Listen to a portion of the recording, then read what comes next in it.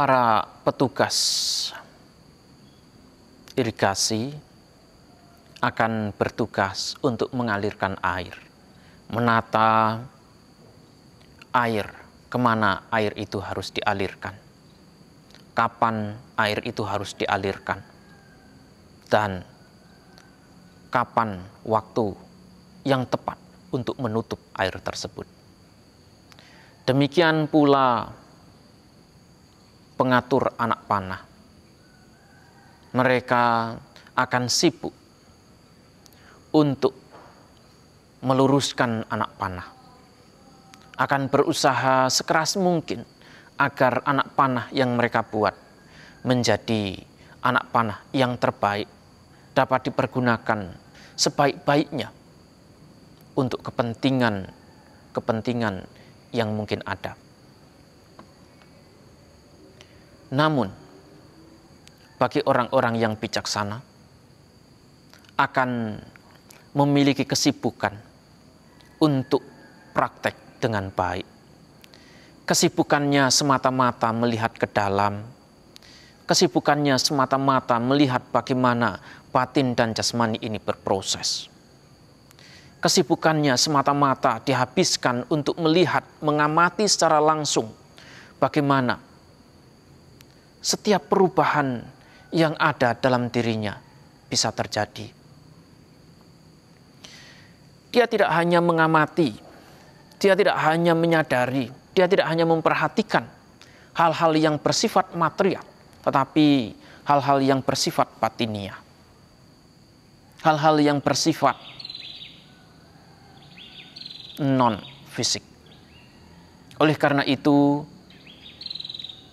ketika kata mengolah diri dipergunakan, sebenarnya di sini adalah istilah yang dapat dipahami sebagai kemampuan untuk menumbuhkan hal-hal yang positif.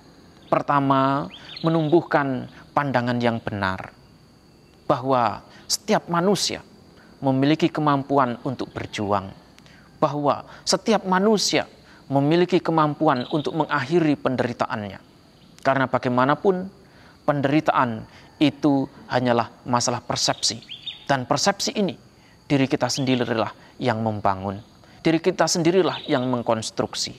Oleh karena itu, karena kita sendiri yang mengkonstruksi, kita sendiri yang membangun, kita memiliki kemampuan untuk menghancurkan. Kita memiliki kemampuan untuk mendekonstruksi persepsi yang telah kita bangun. Persepsi bukanlah sesuatu yang kekal. Persepsi bukanlah sesuatu yang permanen. Persepsi bukanlah sesuatu yang tak dapat diubah sama sekali. Oleh karena itu, mereka yang bijaksana akan bekerja keras untuk mendekonstruksi persepsi yang telah dia bangun selama ini. Orang-orang yang bijaksana akan menyibukkan diri untuk melihat ke dalam, melihat dirinya sendiri seutuhnya. Dan dia tidak punya waktu untuk melihat keluar. Dia tidak punya waktu untuk membicarakan sesuatu di luar dirinya. Dia tidak punya kesempatan, dia tidak punya waktu untuk membicarakan soal politik, membicarakan soal kejelekan orang lain, membicarakan soal hal-hal yang tidak baik di luar dirinya. Apapun yang dia lakukan, apapun yang dia bicarakan, apapun yang dia pikirkan, itu adalah semata-mata yang berkaitan dengan dirinya sendiri. Semata-mata demi prakteknya sendiri.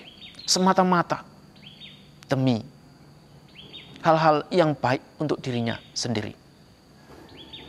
Ketika seseorang berorientasi semacam ini, bukan berarti orang tersebut menjadi selfish. Bukan berarti orang tersebut menjadi orang yang egois. Justru orang-orang semacam inilah yang sesungguhnya tidak mementingkan diri sendiri. Tidak berusaha untuk memuaskan egonya sendiri. Karena ketika dia sudah terjun dalam praktek, semua orang pasti akan terkena dampaknya. Ketika dia sudah mampu menghindarkan dirinya dari penderitaan, mampu menciptakan kedamaian dalam dirinya, kedamaian itu akan terpancar keluar terhadap semua orang yang ada di sekitarnya. Ini adalah suatu tindakan altruistik yang sangat luar biasa. Ini adalah suatu tindakan kebajikan yang sangat luar biasa. Mereka yang praktek adalah orang-orang yang memiliki kepedulian sosial begitu luar biasa. Mereka yang praktek adalah orang-orang yang sangat peduli terhadap penderitaan orang lain. Kalau dia bisa memutuskan penderitaan dalam dirinya, penderitaan orang lain yang disebabkan oleh dirinya tidak akan mungkin akan terjadi.